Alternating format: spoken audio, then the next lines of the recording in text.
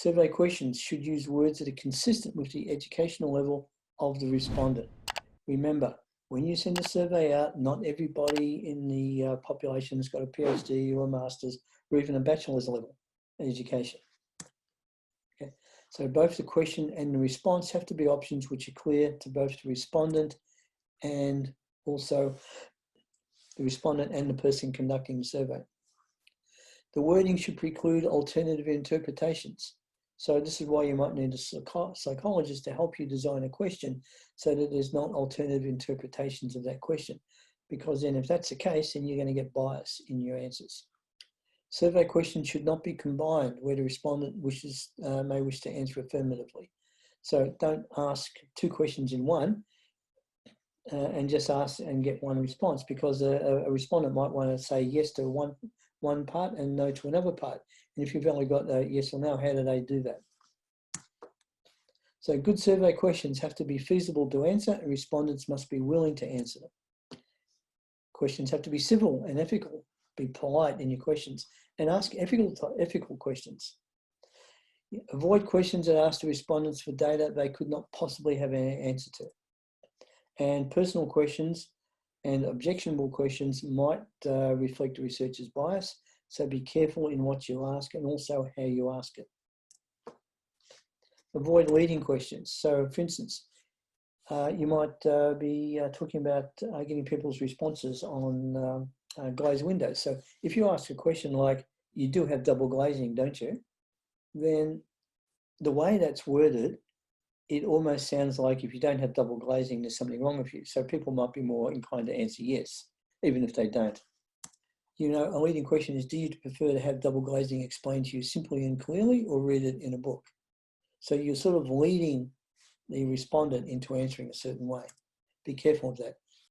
Or, you know, you might ask, do you think deaf people get a fair deal on double glazing if they can't communicate with the salesman? So straight away, you're leading people into a no type answer. Okay, so the questions that are framed in that way are likely to push the person to answer a specific way.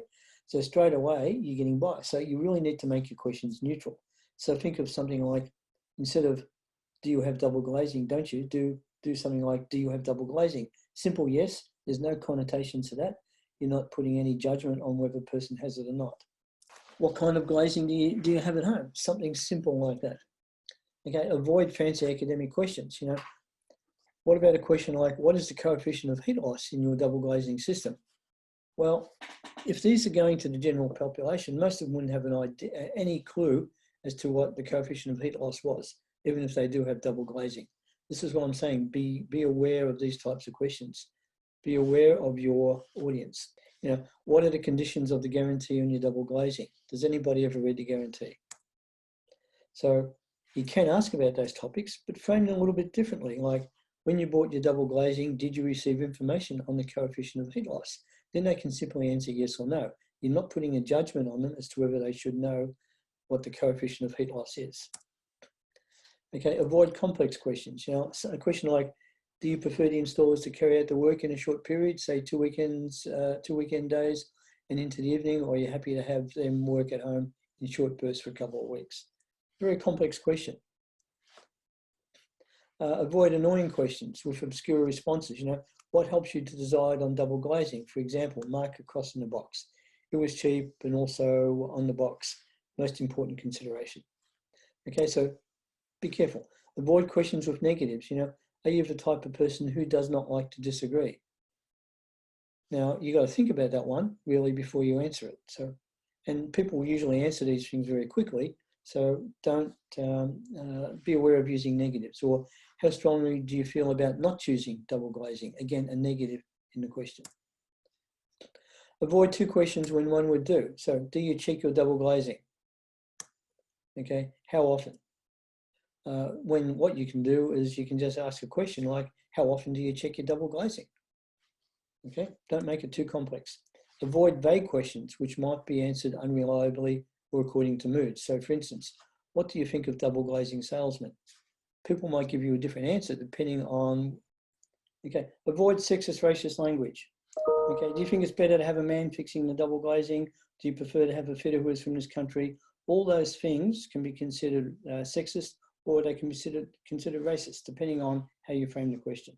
So unless you have a clear intention to investigate that area, in which case you need to be explicit up front on the questionnaire, the sorts of things you're looking for. Avoid 2 questions in one. Avoid hypothetical questions. Avoid personal questions, which will alter the attitude of the person. Avoid casual questions. Or questions which are too matter of fact. Make sure people have got the knowledge to answer the questions. Avoid questions which will test memory. Some people do not have good memories, and that would void your results. Avoid overlapping questions. Make sure questions can be answered truthfully. Make sure you don't invade people's privacy, and avoid asking questions just because you can. I know you're going to send out a survey. You want to capture as much data as you can on the survey, but if a question is not relevant to your study, don't put it on there. Okay, and avoid options and choices in a single question, which are on different scales. The Victorian Institute of Technology has other great videos covering many different topics. Please check them out, and thanks for watching.